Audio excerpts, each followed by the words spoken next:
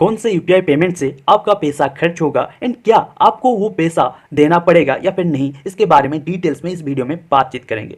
तो पहले जो एनपीसीआई है वो 1 अप्रैल से यह कहा है कि ₹2000 पे 1.1% का इंटरचेंज फी लगाएगा।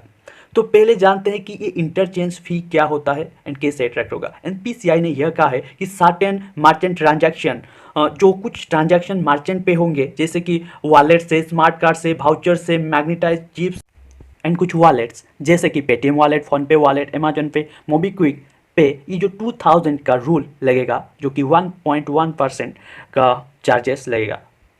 तो फिर क्या अगर आप अपने दोस्त या फिर रिश्तेदार या फिर आपकी फैमिली या फिर किसी और को यूपीआई के जरिए से पेमेंट करते हैं तो उसमें क्या कोई चार्जेस लगेगा?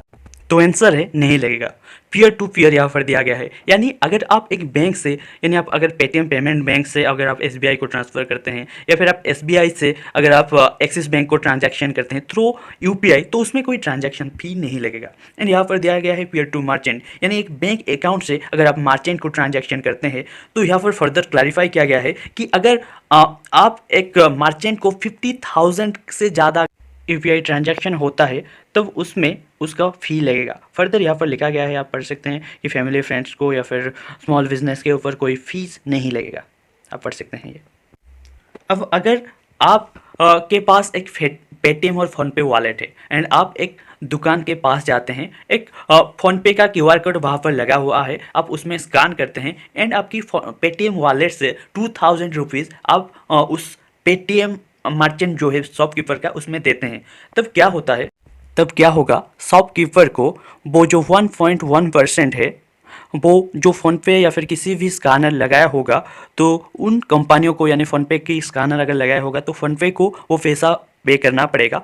एंड और एक बात, अगर शॉपकीपर के ट्रांजैक्शन मतलब वॉलेट से नहीं होता बट यूपीआई ट्रांजैक्शन 50,000 से क्रॉस कर जाते हैं तब भी उसको 0.5% से 1.1% तक पे करना पड़ेगा। ये फ़ी मर्चेंट के हिसाब से वेरी करेगा।